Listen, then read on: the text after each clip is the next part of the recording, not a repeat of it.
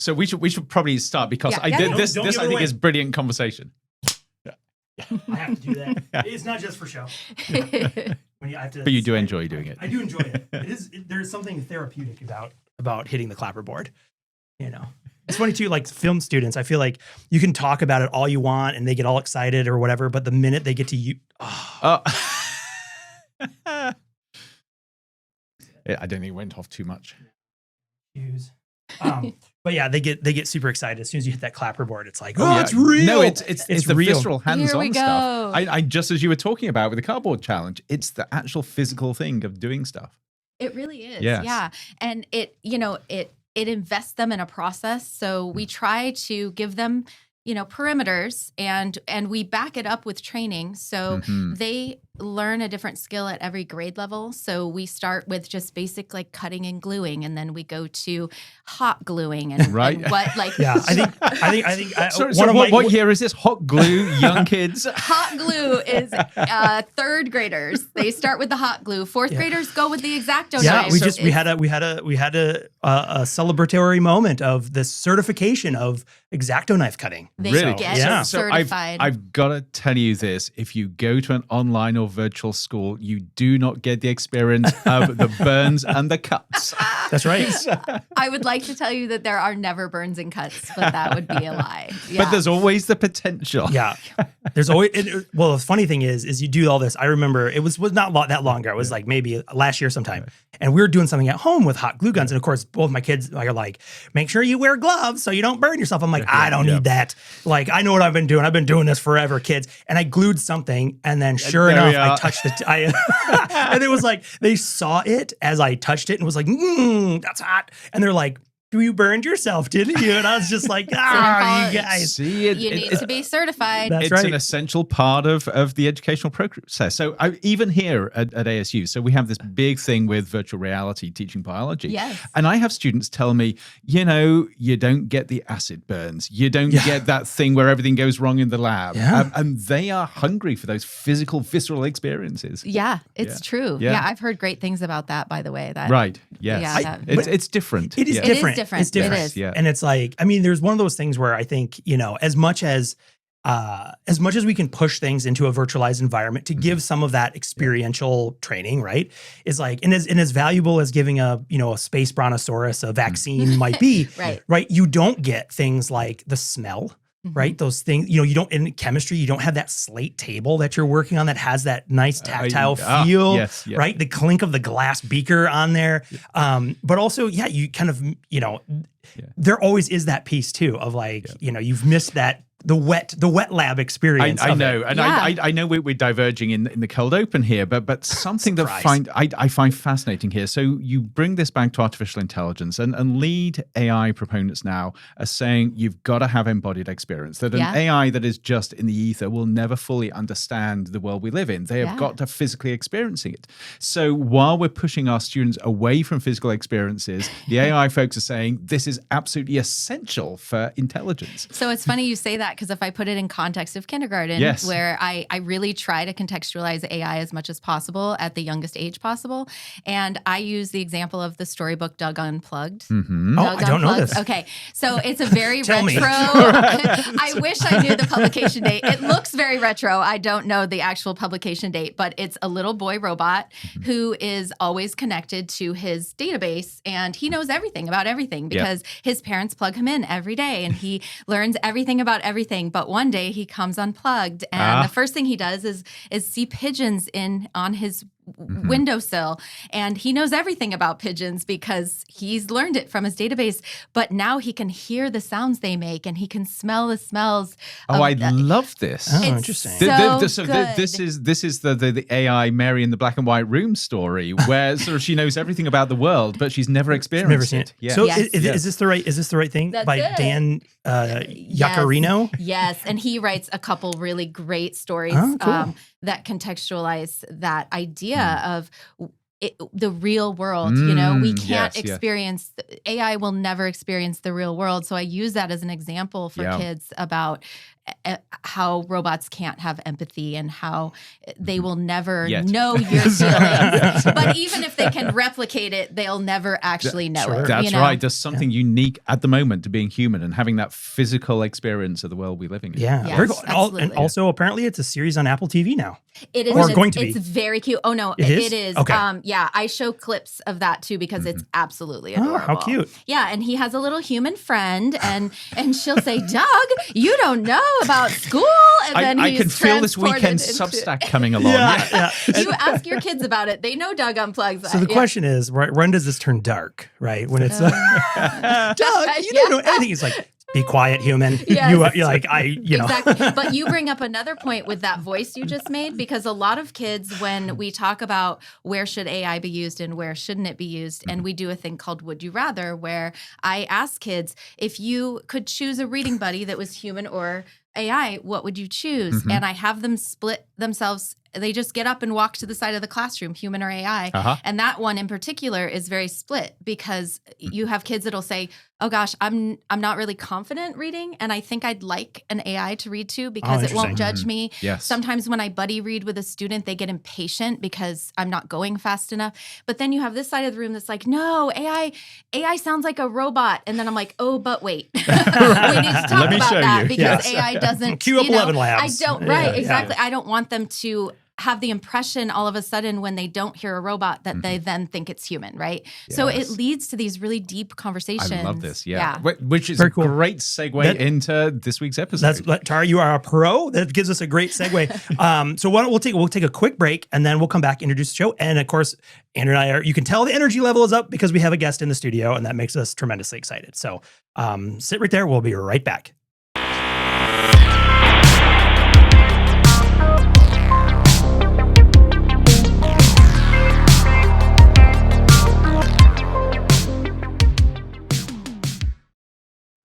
All right, I am Sean Leahy, joined by my podcasting co-host extraordinaire, Andrew Maynard. and that means this is Modem Futura, the show that explores the intersection of technology, society, and the possible, probable, and preferable futures, asking deep questions like what will it mean to be human in the future?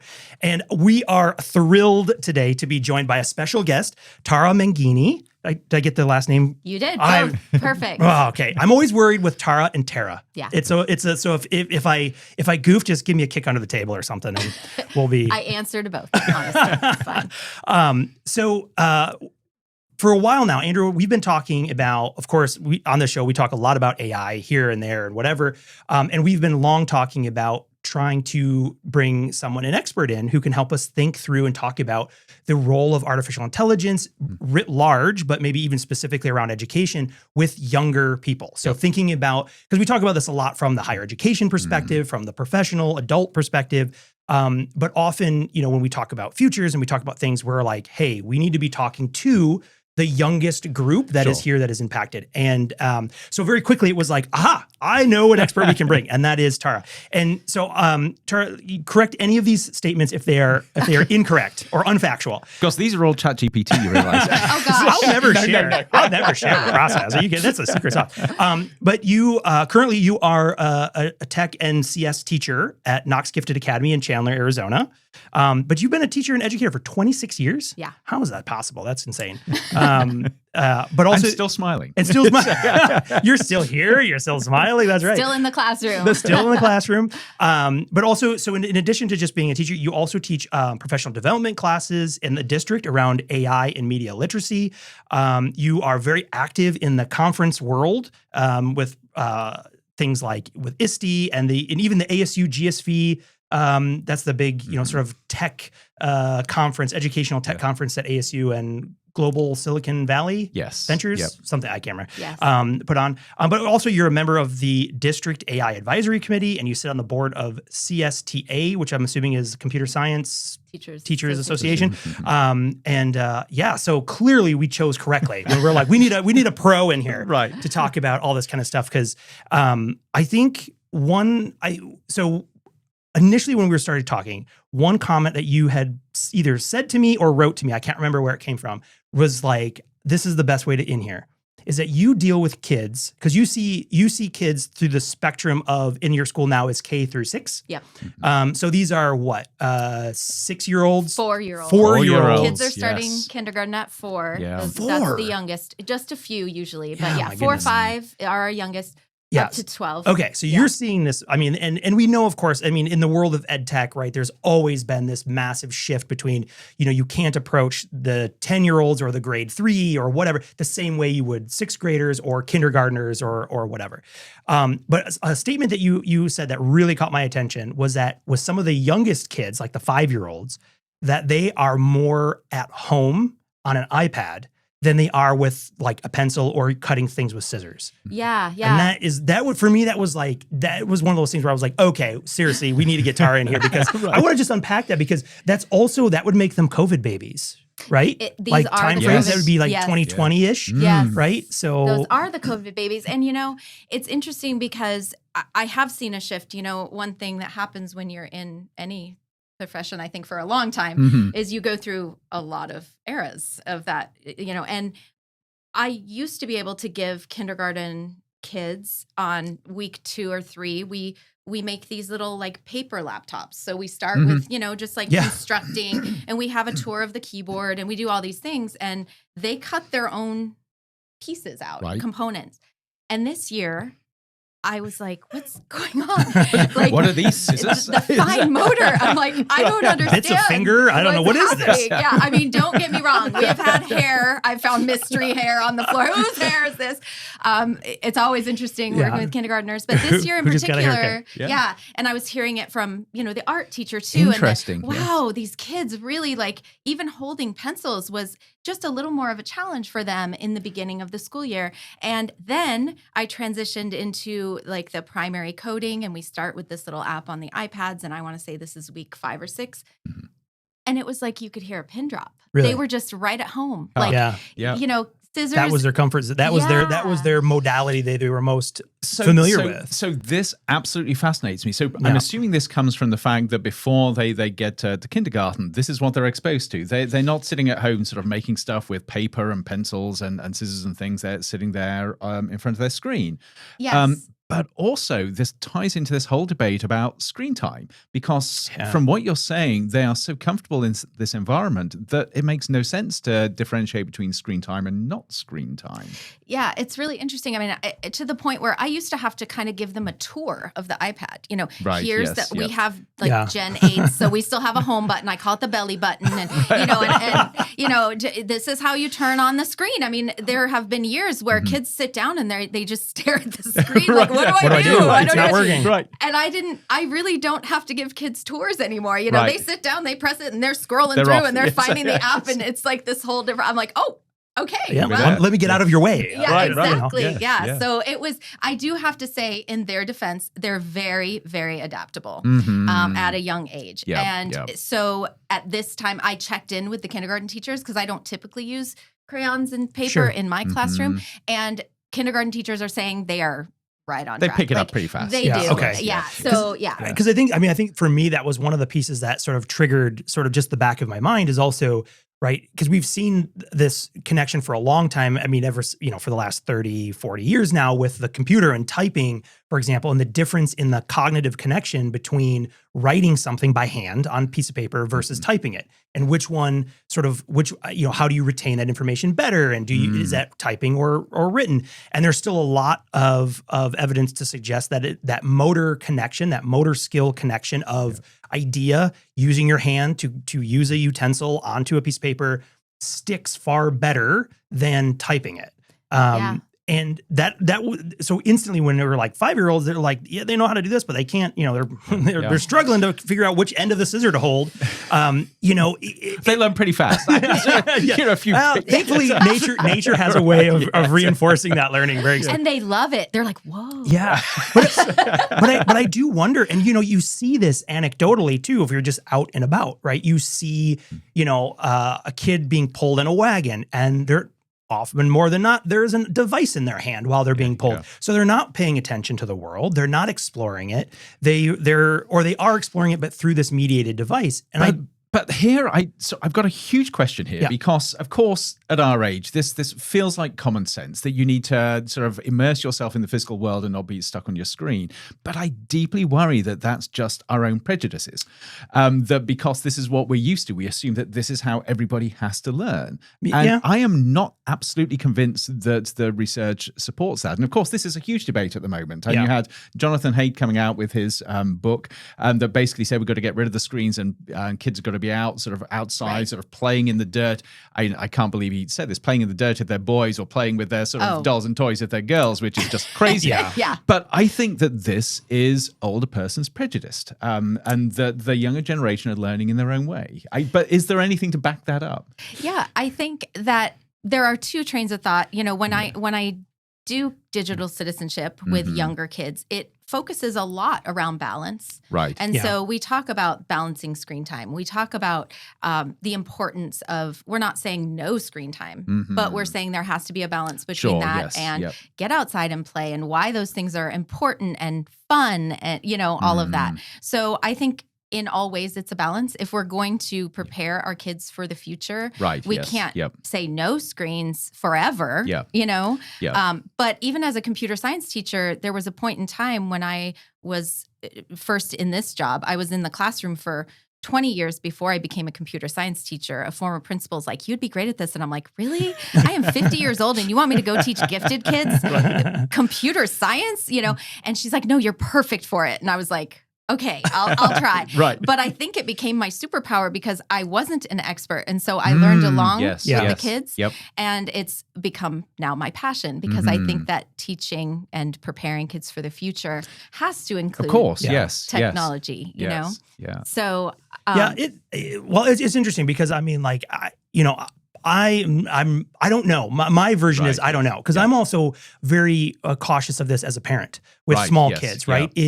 Because, and again, I think we referenced it. I think it was Sweden who did a national study, and they actually have really dramatically rolled back the technology in the classroom because they have seen a decline essentially in those sort of core writing and reading metrics. Now, that's just potentially just a correlation, right? That could be for other factors, but it seemed like there may have been an overinvestment in the digital tools side of things. So removing textbooks and only doing ebooks and like all of that stuff, right? Seeing a decline, they have sort of backed that off a little bit to see, and now I guess we'll see do those numbers go back up. But I think that is a piece for me that I'm always kind of concerned about, especially at the young age, because of how, I mean, again, what we have is thousands and thousands of years of how humans have learned about the physical world around us. And we have tens of years around how they've been doing it with digital technologies, right? And a piece of that for me is, again, I think balance, I mean, ultimately, I'll think that's the professional view, right? Is that the balance is the key. Because I think about what about the unknown sort of long-term consequences of that neural plasticity of how our brains are able to absorb different environments. While I think, yes, having and learning skill sets and ways of interacting with digital technologies is fundamental because that's the world that they're going to grow up into.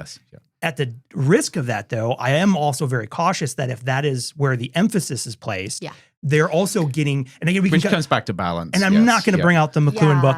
I promise I won't do that. But I mean, you get to this point where then they're also, their entire viewpoint of the world has been mitigated through one keyhole. Okay, so that's interesting because that was where I was going and I lost my train of thought. But when I was learning computer science, I spent the first couple of years exploring all of the learn how best to teach kids how to code, for instance. And most of those platforms, Nature of the Beast is on a screen.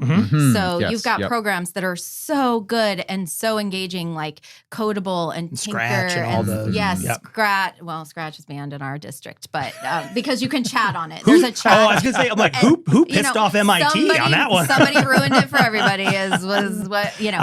But there are apps that are so rich, and Code.org, just a fantastic resource. But after a couple years, I started feeling a little bit of a discomfort.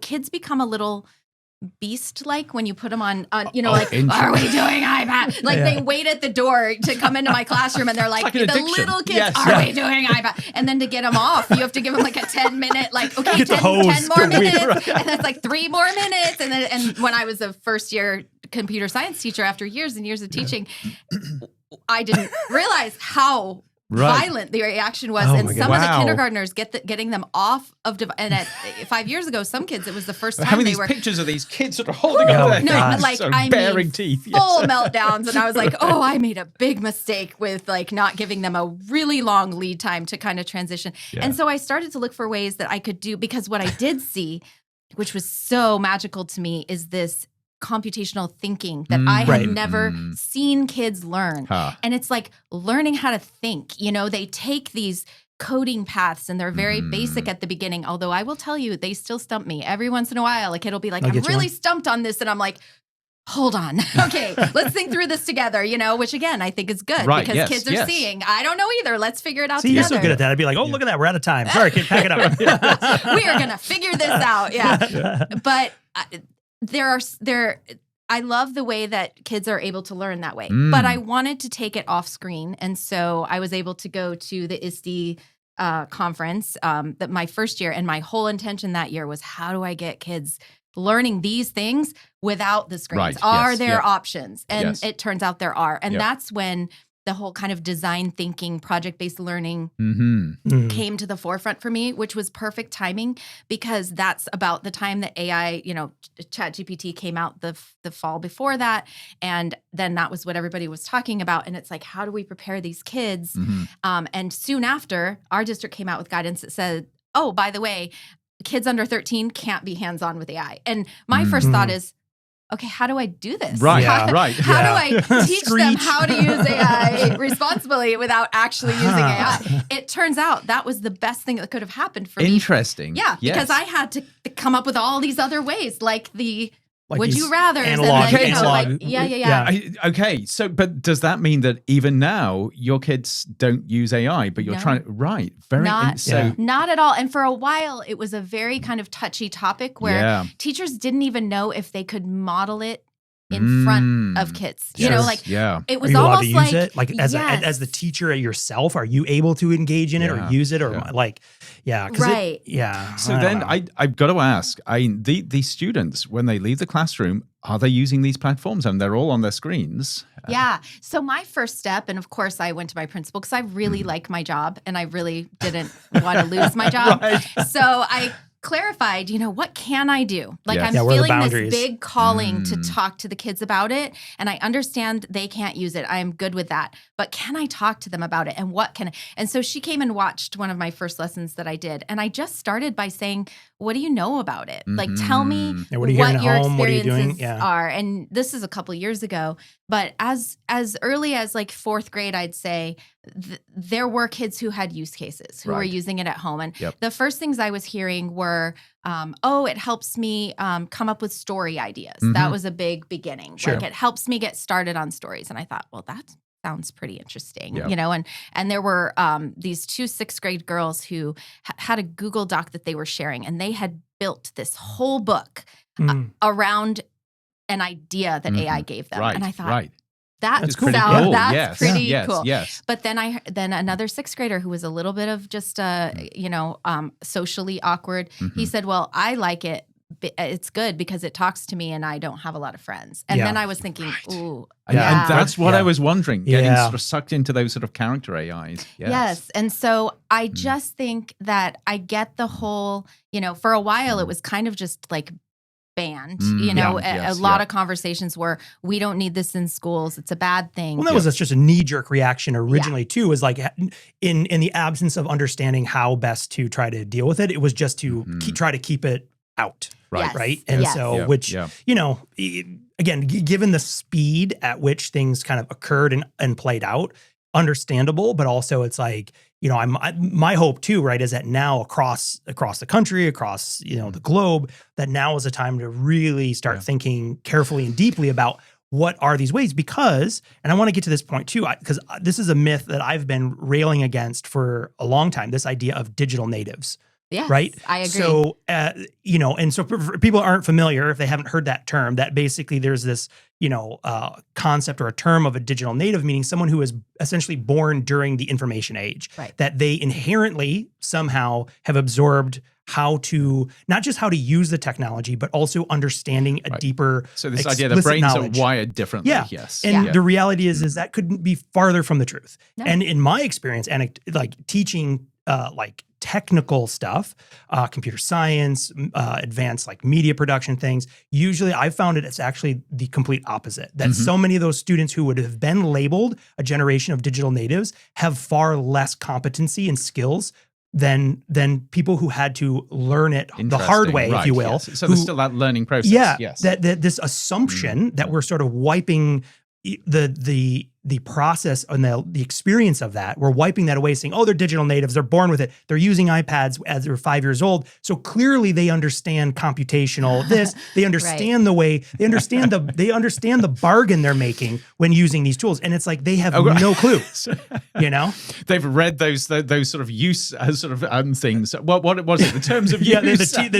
They're born with it sort of hardwired into them. No. Yeah. And then they run into Sean on the street and I said, give me one of the 7 OSI liars. And they're like, huh?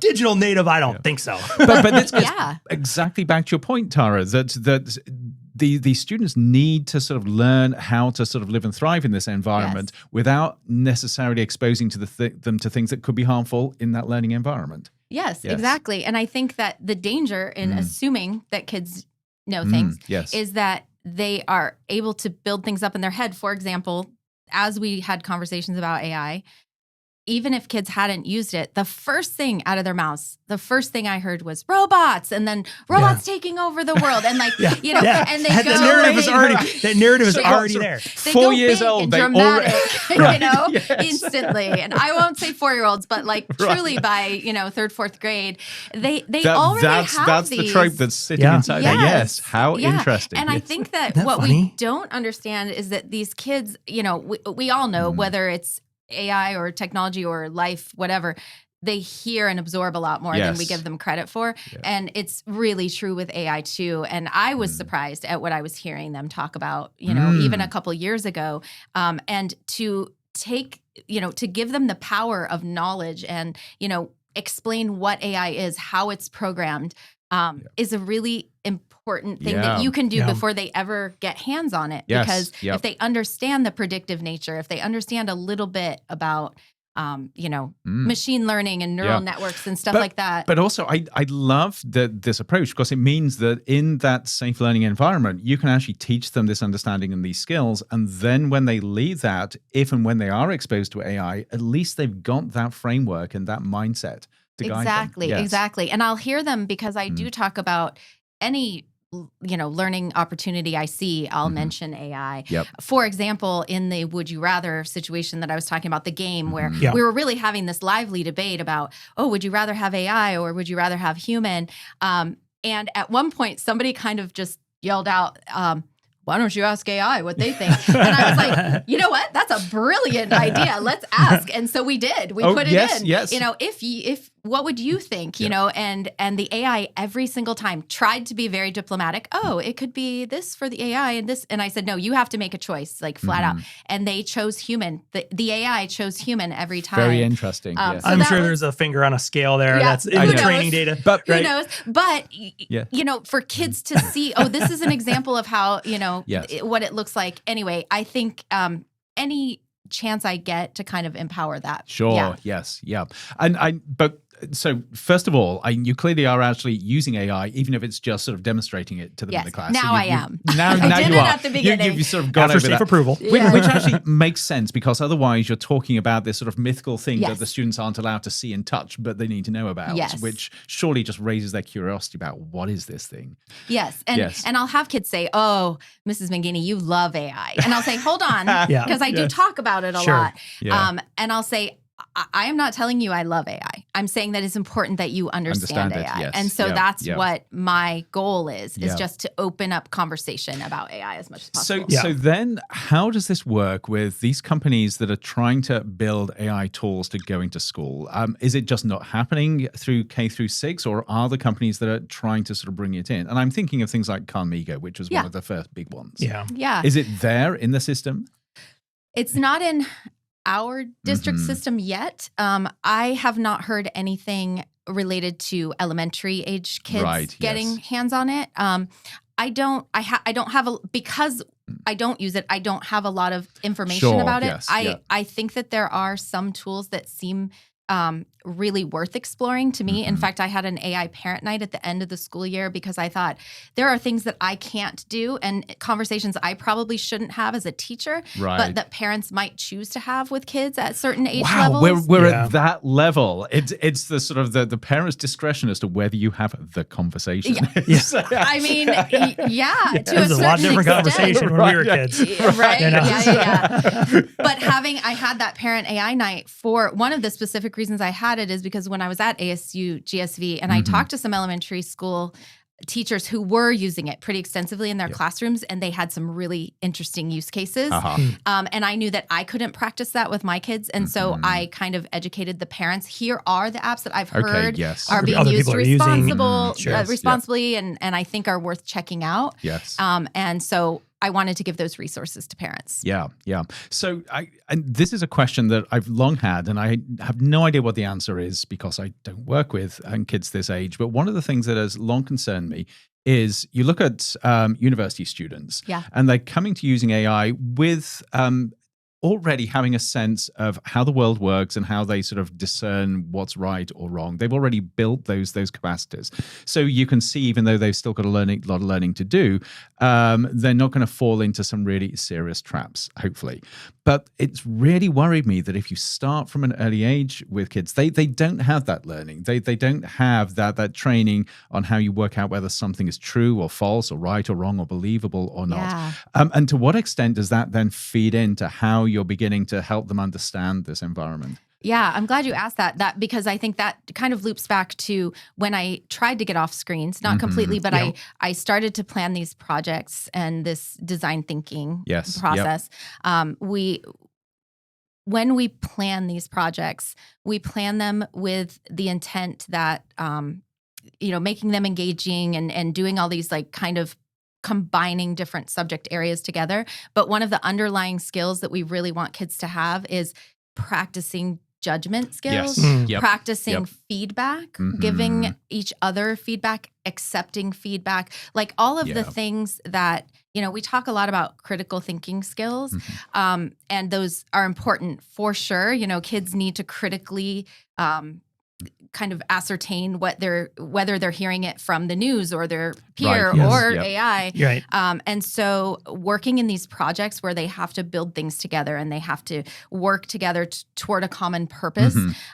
And if we give them some agency to do it, where they get to kind of choose the path that they want to accomplish this goal. It's all about what we talked about with like, it's not the final project or the product or how beautiful it is or how much hot glue is. Yes, exactly. But instead it's the whole process. And so I think just as important as critical thinking is judgment.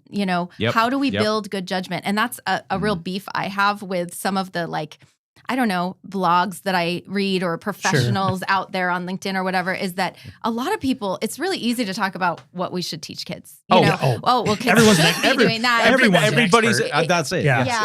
But the people in the teachers out there, I speak for the teachers out there that reading these things and they're like, how? Give us examples. This is not real. It's not that it's not real. It's just so, it's not concrete, what does it look like to get to help a kid practice judgment or practice critical thinking or collaboration or anything? Well, and I think that comes back to this bigger piece that, the history of Modem Futura, I've popped off a few times on these issues. And that is essentially this idea around the literacy, right? I'll call it the X literacy, whether that's media, now it's AI, is the burden that seems to be placed on the educational system, Yes. right? So my initial, and I'll try to keep my blood from boiling, so I can do this calmly. But my initial reaction was filled with expletives because it's one of those situations where it's like, it is not the responsibility of a single profession to take the weight of understanding from an entire society of how this should be done in a way that is yet to be even understood. Yeah. And so, but I'm curious, like from your perspective, because as someone who is in that position, you see the full grade stack in your school, and you're working across, the technology and computer science or whatever. I mean, I'm assuming that internally those eyes probably fall towards you in that role. So how are you like specifically tackling that challenge, knowing that, like, again, everything, it's a moving target, everything is moving, that, when you were saying too that the students aren't using AI, there's a piece of me that's also like, well, they probably are and don't even know it, depending on all the tools, right? I should specify generative AI, right? Like, or they're not specifically using ChatGPT, but that doesn't mean they're not using or being influenced already by those tools. They are, for sure. And so I'm just kind of curious, like from your perspective, because again, this to me feels like, again, another one of these untenable tasks that's laid onto a profession that's understaffed, underpaid, overworked, overburdened, and then go, and by the way, please also define and teach my child proper AI literacy that's not defined. We don't even know what artificial intelligence is in its entirety. And by the way, that's your responsibility now, with no more support, no more money, and no one to help This you. is where I sort of want to say, is there a question there, Sean? That's just my rant. No, I have a lot. He doesn't need to ask questions. I have a lot of thoughts. Yeah. Well, Okay, I can breathe again now. Yeah. I had to get that out. First of all, it's interesting to me, and I don't know if it's just in education, but definitely from my perspective, how almost controversial AI is. Sure. So even, I've sent out some parent surveys where it's like, what would you like to see, and I know what I can do from my district guidance perspective, but, and I literally, it's almost 50-50. There are parents that are like, teach them all of it. They need to know it all. It's so important. Yeah. And there are some that reply with like, no, never. Nope, don't even talk about it. Right. And so you still have this kind of, and I feel like that's the case in general. You always have, you can't please everybody ever, right? But the best way is just make everyone unhappy. But the fact that it is so polarizing. It really seems to be. And it's interesting because I try to, like, I'm not a very I'm kind of conflict averse. And yet I find myself in this place where I'm like, hold on, I'm kind of controversial all of a sudden. What's happening? I did not expect it because in my mind, I just think I have always, I started teaching in 1999. We barely had email. I think it was the first year of Google. Like but every year of teaching, no matter what I have taught, and I cringe when I look back at my first year classroom, oh my gosh, I'm sorry to all those 35-year-olds that I was teaching. Like, I'm sure I could have done so much better. But my goal still was, I'm preparing them for the future. Right. And at that point, preparing them from for the future meant XYZ. Yeah. Now, preparing them for the future means these skills, these skills that are hard to define or like capture, but this there is still are the world ways to that they're teach going them. to be in. Yes. And so putting kids in the environment that replicates more of what they might see in the world, which is hard because we don't know what the world's going to look like, but we do our best with what we know. Sure. Yeah. But also there's this idea of the parents being so important in this equation. Yes, absolutely. In terms of what they think, what they feel, what they want, and what they don't want. And surely you have to then grapple with this dynamic where it's not just you and the students, but it's you, the students, and the parents. It really is. Yeah. And even going into like media literacy and deep fakes and like all the dangers online and cyberbullying, and how with AI, everything is just raised to the next level. You do in conversations. I wonder how young to talk to kids about certain things, because I look in these sweet little innocent eyes and I think, do I even want to talk about this? Sorry, those sweet little innocent eyes who are saying the robots are going to kill us all. Exactly. Yeah, exactly. They look at you with those glossy, gigantic eyes and are like, we're all being listened to anyway, and we're being manipulated by the man, and so I had a fourth grader actually say to me during our AI conversation, I have an Alexa in my room and it makes me really uncomfortable because I feel like someone's watching me all the time. And it should, yes. Yeah. So, I mean, if a fourth grader is feeling that, it's funny, if I were to hear that, initially too, we were talking as a horn beeping outside. That's all right. Is like, are they parroting what the parent has said about a similar device, or is that their own realization of this sort of device? And do they understand? Because again, I used to talk a lot about sort of the trade-offs that we have with a lot of these technologies, and again, it's not to ever ascribe a value of this as a good thing or a bad thing, but it's about understanding that transaction, right? So when you're paying with stuff with your privacy, it's understanding that. And it always creates this unique situation where you have, whether it be in the home or in a school or some other organization, where you may have these items, or you have a child who can't give consent themselves. Do their parents, or do you understand that transaction? And how do you, from a kid who's that young, again, when they're sitting there looking at you with this sweet face, hopefully, right? Yeah. And they're looking at you and they're like, teach me. And you're like, how do you engage with them around this concept? Because do they even understand what their privacy even is? At that age, is there an understanding that what they're giving away is in fact more valuable potentially than any financial amount? I don't Right. I know. It's such a big topic and it's so complex. And you also have such a range of kids that are in different levels of exposure to this. Yeah. So, I had I believe she's a third grader, come to me and kind of boast, I have 50 friends on Roblox. And I'm like, do you know 50 people? Are those people in person? No, they're people who say I'm a good game player. So I think there's a level of even parents don't understand what their kids are getting into.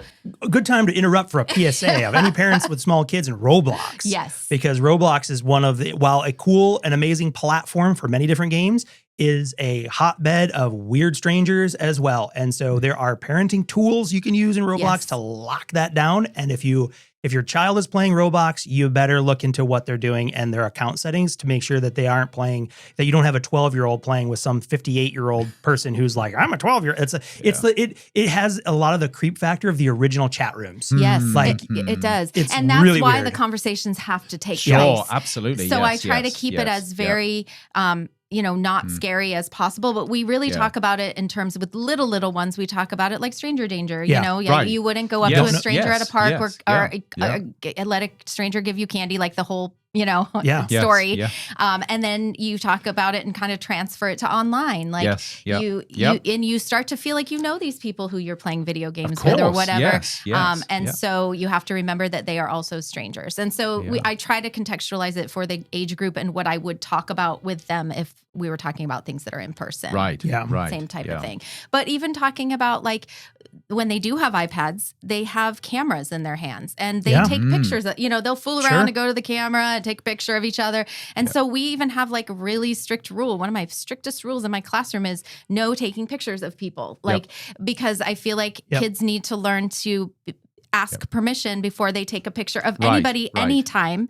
And then even if they have a picture of them, ask permission if they can share it. Once, if you start young with, a kindergartner who, takes a picture of Johnny next to him, to really have a serious conversation. It seems like such a benign thing. Sure. And of course it is for a kindergartner. Yeah. But hey, we don't take pictures of people without But you're beginning to model that at an early age. You're beginning to build those skills. That's exactly it. Yes. Yeah. Well, and if you think about it too, I mean, this was something again where the technology sort of the pathway of its what am I trying to say? It's essentially the pathway of its innovation from, as the technology has evolved from old film days to anything on an iPad and right? And then combined with that sort of the digital lifespan or the foreverness of all of these things, right? That there are entire generations who come, I was probably the college student on the cusp where most of what we did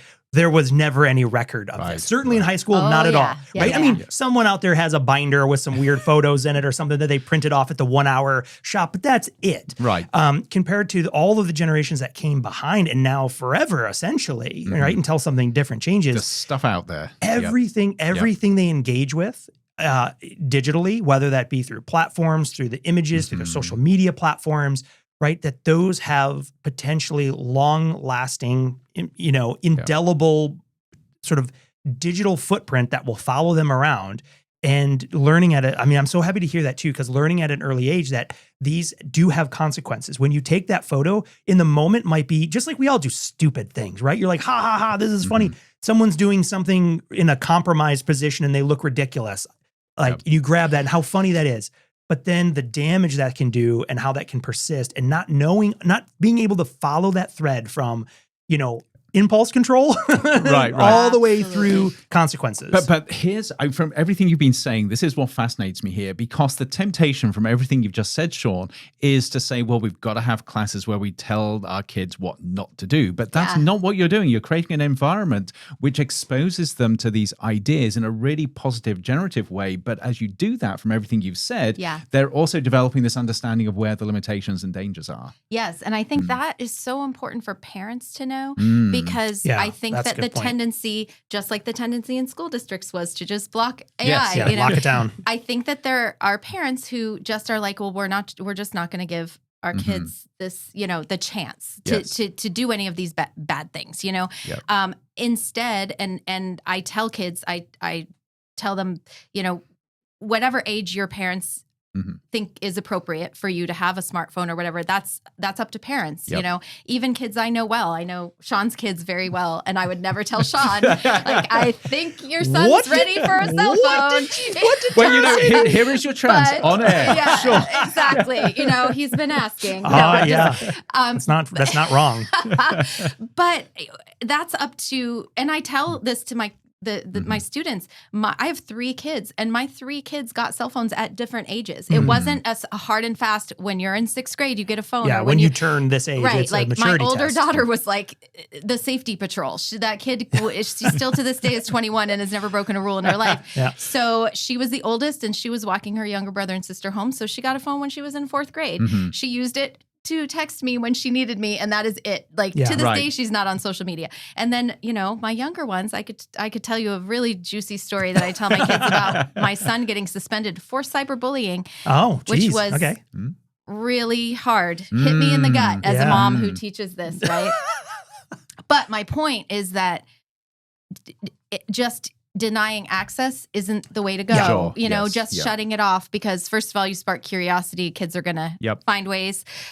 But having the conversations, it's okay if you don't want your kid to have a phone until high school. It's okay if you don't want them to be on social media, but at least be talking to them about it, showing them examples. And, so opening that dialogue is just crucial. so important. But in order to do that, parents need to know what to talk about, and they need to know about Roblox, and they need to know the ins and outs.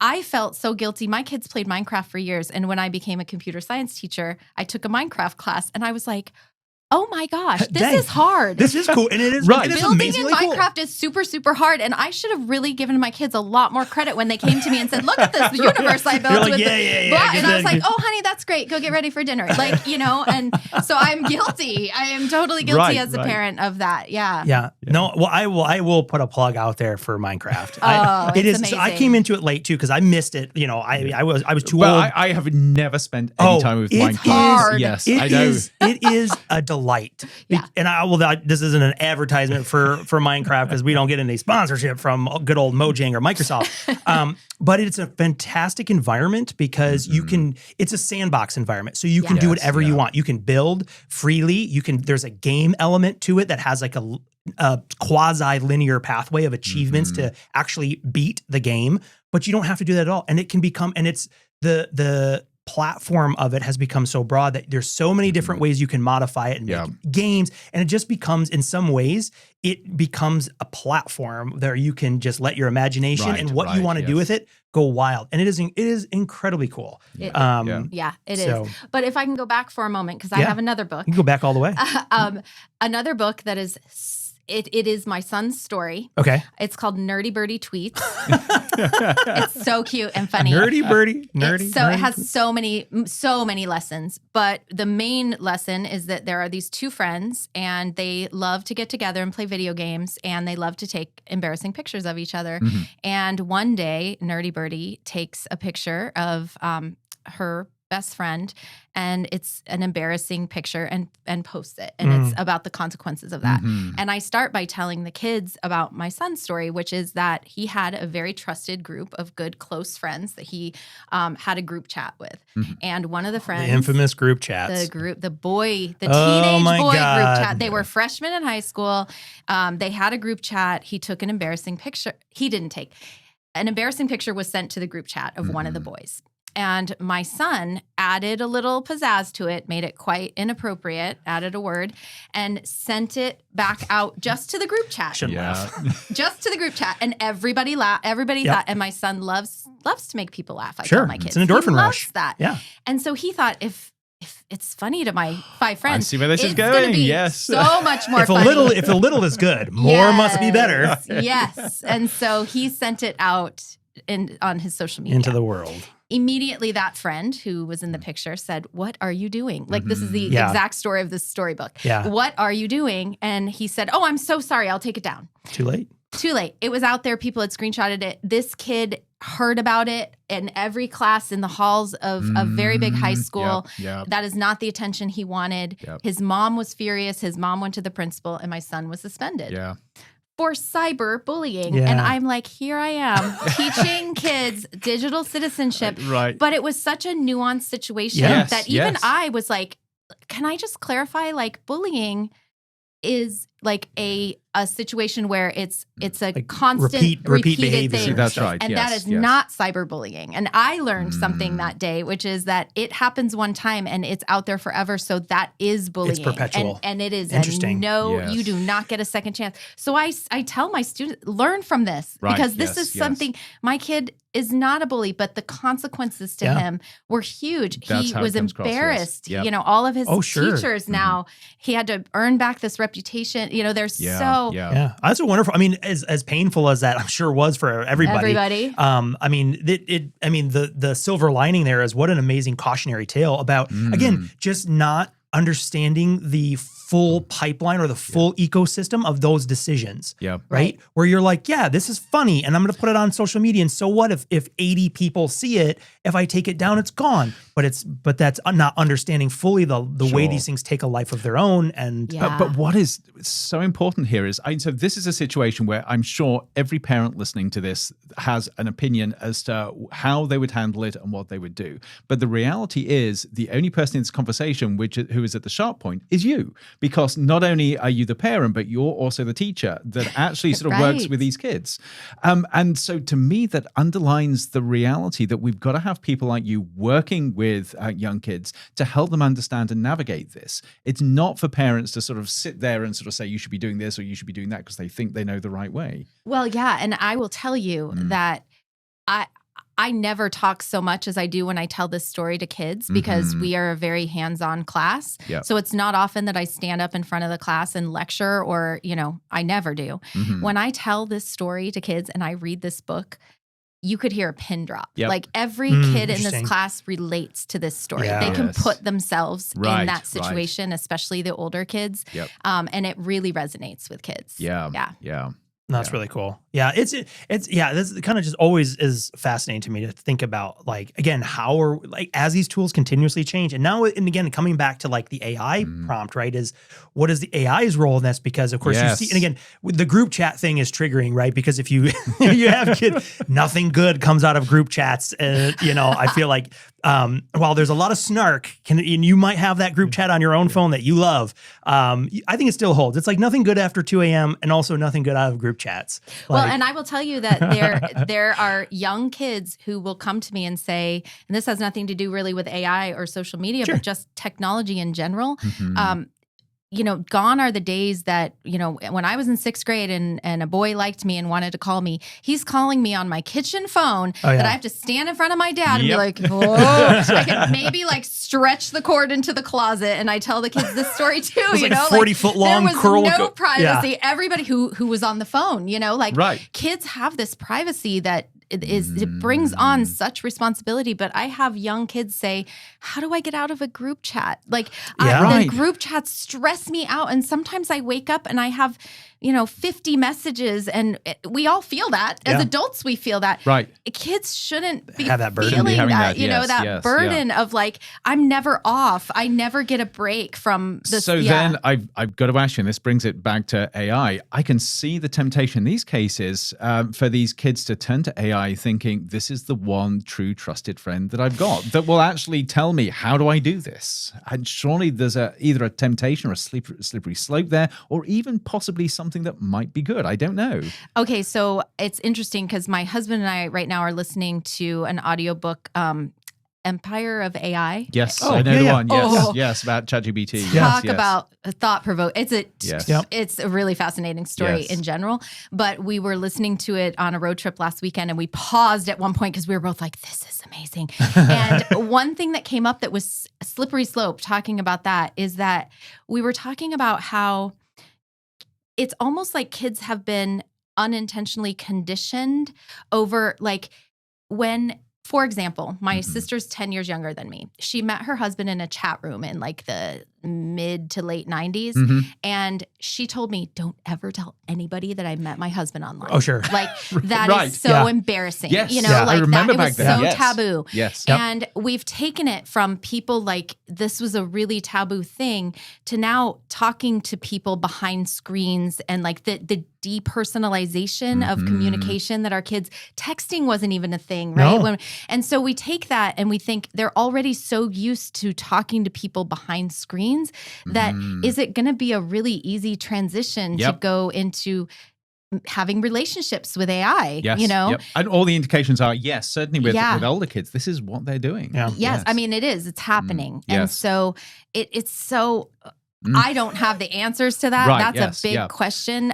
You think about, I don't know. But you can see the lure of it. I forget about whether it's good or bad, just the temptation to think this is so miserable in my social circle with everything that's going on. I need something I can trust and feel as if I can be myself with. Yes. Such an easy step. And I can see both sides because it's like, wow, if you're lonely and you need a little support, yes, but you're talking to something that doesn't have a conscience and doesn't have... From a company that is trying to manipulate you into spending more time with it. Exactly. Yes. And that's why education is so important. Well, I mean, to that end, right? I mean, that's the danger is all as a natural human condition to seek that that tribe or that community of people, that birds of a feather who are like me. And what better way to do that than to find something that is a mirror of what you wanted to see. Yes. Right. Yes. That, and of course, and again, the amount of psychology that goes into these tools to understand. I mean, this is long understood, even just with we'll call old fashioned social media before it was flooded with sort of AI personas and things like that. But leveraging, I mean, the doom scroll is there as a psychological, you've endless tab. You've got the idea of the attention economy trying to grab you with the emotional economy, which sucks you in. Absolutely. Yes, and then you don't have that friction. You can tap into it when you want, and you can ignore it when you want, and you can, So there's a lot that I see in this generation why it would be appealing to them. Right. And it is. And the privacy element, I think that you brought up, I think that's a really important one, and not the privacy of like your data, the privacy of being able to engage with these tools in private. Yes. In your PAN, your personal area network, your bubble, right? That exists, and even to which you can do. And of course, there has been no shortage of the most tragic outcomes of these types of relationships. But when that happens, you can see how even in an organization where even if they have access to educators, even where they have involved parents, because the technology enables these to happen in such a personalized context, that can happen exclusively, even if you're sitting next to a person, that you would never know what that conversation is. Right. And that is, I think, a new way, avenue, a new opportunity, a new challenge to think about our role and how we interact with these types of technologies and tools, and asking those questions of like, where is the boundary, right? Yep. Like when organizations, companies are intentionally manipulating things for that attention, for something, where do we draw the line? As a society, where do we put these boundaries? I'm going to push it one step further with this question. So bringing it back to use of AI in education, I am convinced there are people out there and companies who are thinking, if only we could grab students' attention more, we could create the perfect learning environment. And why not do that with AI personas where they build relationships with them? Because then these personas can teach them in a way which is going to be attractive to them.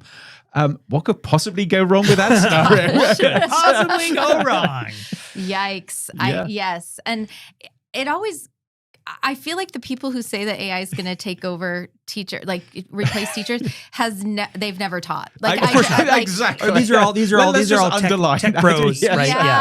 Yeah. I really feel like it should be a requirement to like be in a classroom if you're going to create anything around schools, because if you were in a classroom, you would understand the relationships that you build with, human relationships that you build with kids. But that's another reason why I've leaned so heavily into these projects and these things that are not the easiest way to teach, by the way. It would be much easier to stand up in front of the classroom and be the expert and just talk, right? Or say, just put your goggles on and you can go and or get goggles, yes. right? Yes. But that's why it's so important to have these projects, because they are working together toward a common goal. They never work alone. I always have kids work in groups because it forces them to have that human interaction. And it's so crazy for someone of our generations to say, you have to force human interaction. Right. But I even see it in, my niece is, I don't know, maybe 7 to 10 years out of college. And when she went to college, we went to visit.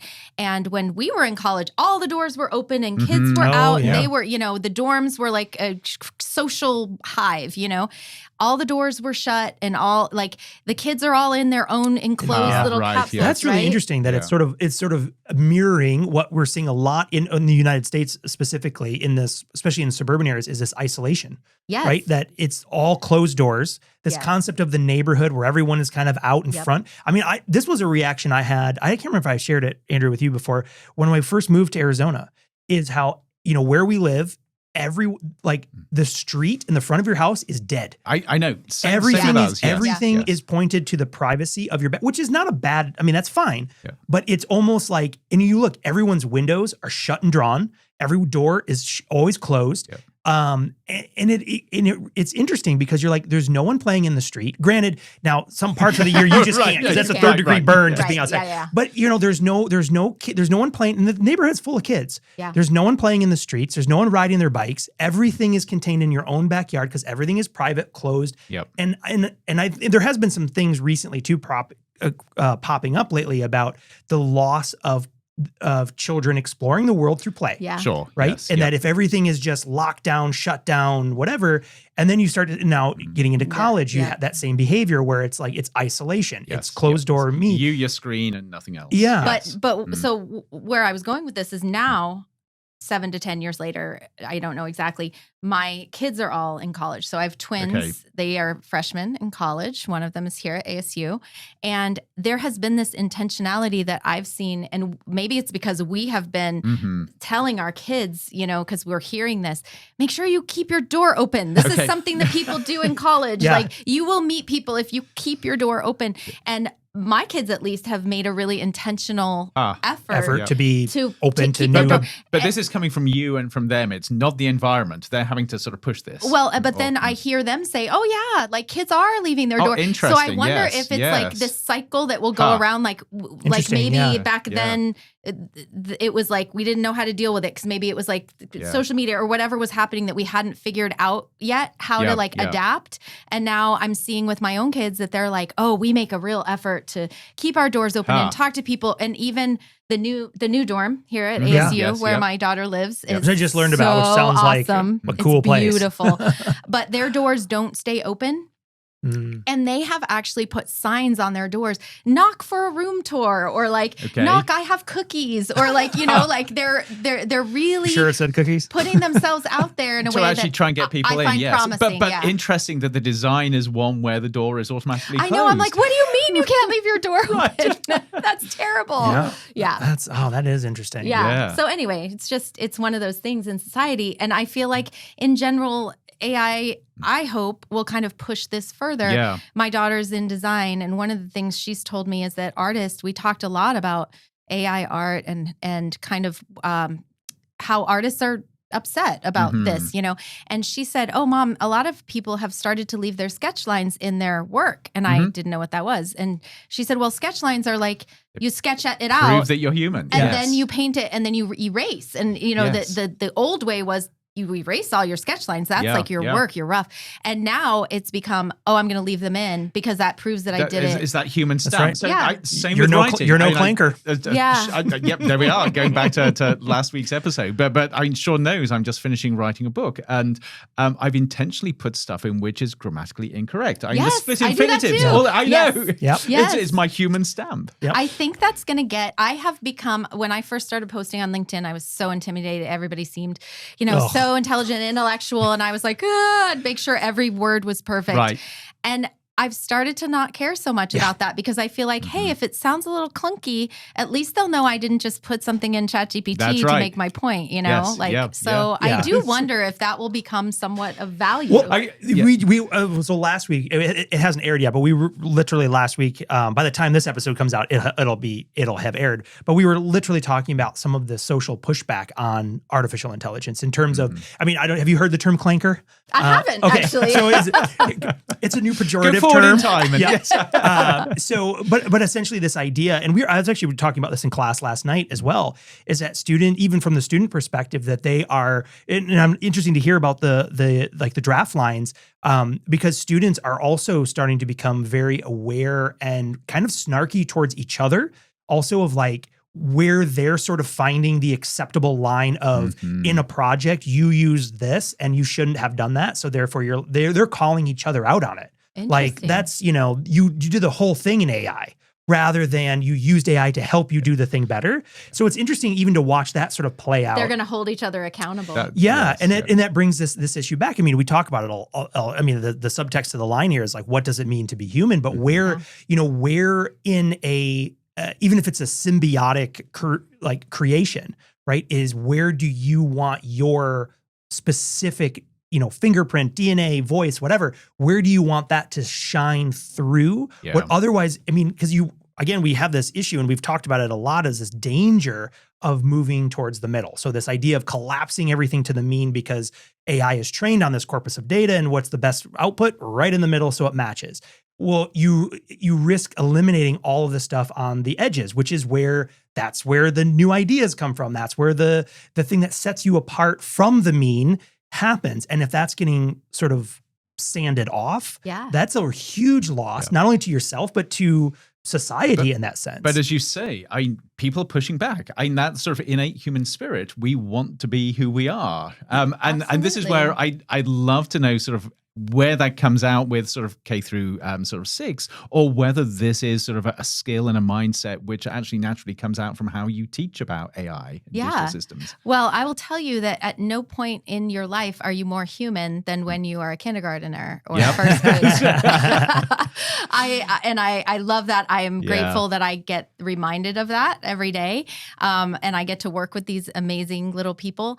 And I think that what I can do as an educator is to try to harness that and encourage it and help them not forget it as they get older. Yes. So there's this natural curiosity that we all have. And if we can find ways to show kids how to remain curious, and how to really follow their instincts and the way they feel about things, and keep that, that human spark alive. Yes. That we're really doing kids a service. And so to incorporate play with learning so that they associate the fact that they can make mistakes. They don't have to be perfect, and that it is worthwhile, you know, and to get away from is this going to be a grade? And is this, how many points is this worth? You know, how do I get my A? That's really hard to do in today's Yes. model of school. Yep. And it becomes kind of, especially as they get older, an obsession of like, I just need to get through this and I need to get an A, and it needs to be, you know. I sort of feel, so the book that's coming out is AI and the Art of Being Human, but I feel as if we need the elementary edition. Yeah, I think so. I think so. And, you know, and we've talked a lot about also around that, you know, older assessment metrics and things like that have been used across, you know, in the full stack. So K to grave, or, you know, whatever. You know, in the age of AI, of course, that's something that's easily changed and modified and gamed or whatever. But again, shifting this mindset of that, we're not trying to think about AI in education, but thinking about education in the world where AI is prevalent, Yes, right? And absolutely. so, and really thinking about, and this is one of the things, again, which I appreciate, Tara, from you and your colleagues who are of similar, you know, mindset of really thinking creatively and deeply about creating learning experiences, opportunities, assessments, whatever that you still have to do. Yeah. That challenge students to demonstrate how they're thinking and not just go through this rote mechanic, which is easily susceptible to, you know, the cheating side of the equation, right? Or the shortcut, the short path. And I think that is something that we really need to champion, because I think moving forward, I mean, that is the way that we navigate this idea, is asking. I mean, one of my big things is I say, you ask a question that you can't cheat with. Like give someone to just, you know, let them use those tools, let them create this performance of understanding to develop and show what they know and how they're learning, even if they're learning with AI. Because again, you know, even today you could argue, depending on what age group it is, it's very difficult to extract AI out of their world to say that they're not learning with it or through it. It's true. And so as that continues perhaps to become even more blurred in terms of where AI begins and stops and other sort of purely human experiences begin and stop, is not to be focused on that, but focusing on how do those things work together? How are you able to leverage the collective power of that while still finding the ways that make your voice you, and celebrating that messiness. We're humans, we're organic creatures. We're going to be messy and sloppy, and there's a beauty in that, because that's where we find those abstracts that break from the norm, that are the moments of inspiration, of awe, of wonder. And because if everything becomes in the middle, what a boring place. Right. Well, yeah. I mean, you think about what outputs you're going to get from AI, and it's just probably going to get better and better as far as accuracy goes, I would imagine. But you know, if that's where we're going to have like all knowledge and perfection, then it leaves space for humans to be human. It's the imperfections that become really interesting. That become really sought after, I think, you know? And I think for artisanal imperfections. There we are. Yes. Let's do it, right? Yes. Yeah. But I think more like one thing that is really important to teach kids now, and that I think we do really well at our school, is the idea of being kind of flexible and, you know, kind of ready for any eventuality, because that is the world we're living in for sure. Right. Yep. So something that, you know, you've been to our school, it was built in 1974. It is not a state of the art building, but what we've been able to do to adapt the spaces to teach the way that we teach, we really walk the walk. So teachers, we collaborate together, we team teach, where we are all working together toward, you know, these students are all of our students. We don't have a class of 25, you know? And so I think when they see teachers working collaboratively, and we are so much better together when we plan lessons together and do that with intention. And then you open up classrooms where the walls can be closed, but they can also be open to where there's a community of 100 kids at one time. And we are able to kind of work together when we're doing projects. You've got situations happening all over the space, right? There's talk about mess and noise. But when you have more than one adult in the room that knows these kids and knows their strengths, knows their weaknesses, knows their pain points, you know, we can just look at each other across the room and be like, that one, like go get to him before he melts down. And you know, that to me is part of the essence of this conversation around AI and learning, especially with this age group, that it is not purely transactional. In fact, actually, it's not transactional at all. You're not just shoving knowledge into the heads of these kids. No. It is a relational thing, Yeah. and you need to be there and present and understand and very, very human. Yes. And yes. And doing projects, building, creating things, working through problems with kids is very messy. It's not linear at all. Yep. And I think that if you focus on the fact that you want this beautiful final project, you are taking away half of the learning opportunity, because if you're fixated on that, oh my gosh, parents are going to come see this and they're going to be ugly and that's just not acceptable. That's because it's the parents that matter more than anything. But I remember a time teaching where I was very much like, let's just hold on. I'm just going to glue that for you because I can't show this. That joint isn't exactly 90 degrees. Hold on. Exactly. But just that process, going through it with kids and really pushing them. And we do say, we're not just like, oh, that's slop. Okay, that's fine. Like, we have made kids take apart, oh, sorry. I wish you would have listened to directions, but that's actually not the way we were, like, that's not the instruction. So you're going to take it apart and try again. And, that resilience. And sometimes we even do it on purpose. So we'll be like, okay, guys, today we're going to build bridges and they have to hold a certain amount of weight and you could do it any way you want. And here's your materials. And then halfway through we ring the bell and we're like, just kidding. We decided you're not building bridges, you're really building tunnels, so go. And really kind of getting that adaptable mindset of like, mix it up. Yeah. Anything I thought you were going to say sort of one of you goes around and surreptitiously just knocks something down. That's what I was secretly hoping for that as well. I'm like, that bridge you love so much? Stomp. Well, try again, kid. Yeah. I mean, it's a hard lesson. Right. Yeah. But it's the school of hard knocks. Yeah. Kids really, like, as the grade levels go on, if they've been kind of experienced it more than once, it becomes a no big deal. Like, sometimes we have them individually come up with a plan, but then we put them together in groups and say, okay, you all have your individual plan. Now make one. And that, you've got counseling sessions out of that. We're sitting down and really, but being able to adapt to that kind of, that's real world stuff. Yes. That's, absolutely. Yeah. So. No, all fantastic. Well, Tara, we've had you, I think, I'm looking at the time. I'm like, man, we talked way over an hour already. That's fantastic.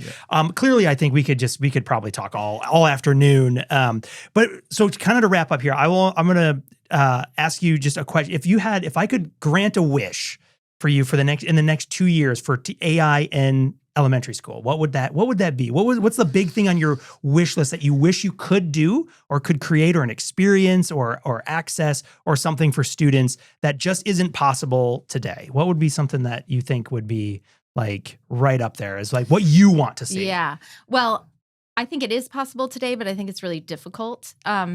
Because we've been trying to work toward it, and it actually is kind of adjacent to, it would benefit the students, but it's teacher education. I think that teachers need to know how AI works, and they don't need to be necessarily fluent users, but they have to understand it in order to be able to help kids navigate it. So for me, my focus, especially because of the no hands-on kid thing, has been teacher education and working hard to make sure all teachers are educated, and not just that they have a one and done PD, but that they have ongoing continuous support when they need it. Right. Because we didn't really even talk about the teacher side of things, but teachers can benefit so much from these tools too. And I don't think that there's enough of that. Absolutely. Available. I'll just add to that is like, that's, that technological side, right? Or that technological knowledge that fits right into, again, that TPAC model of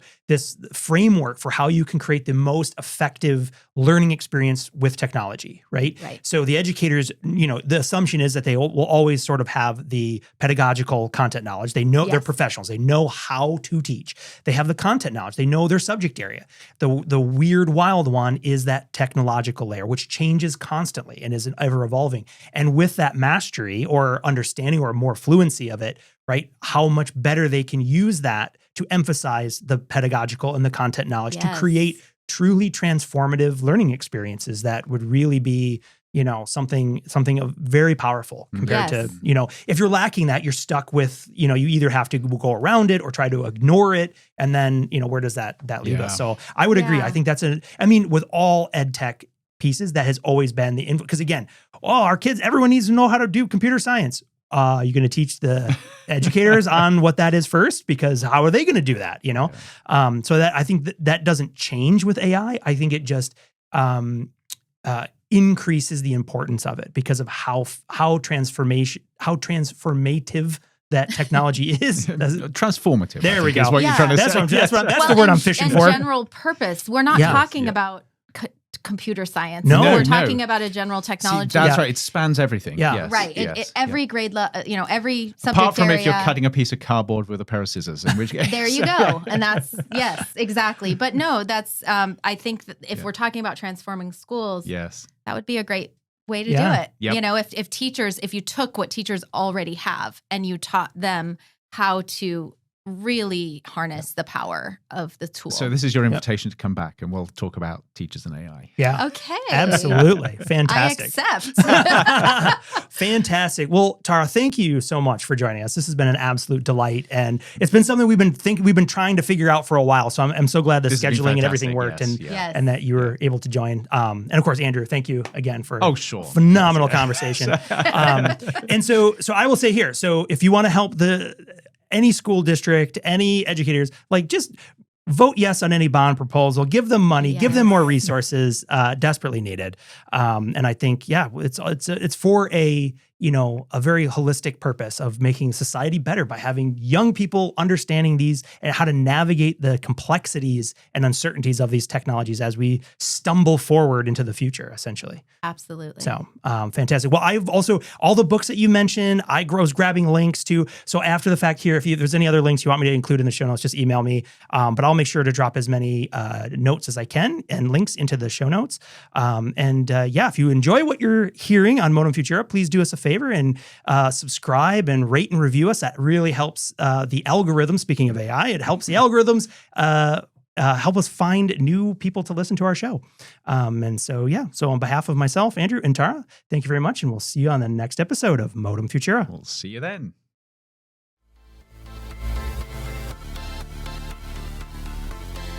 End transmission.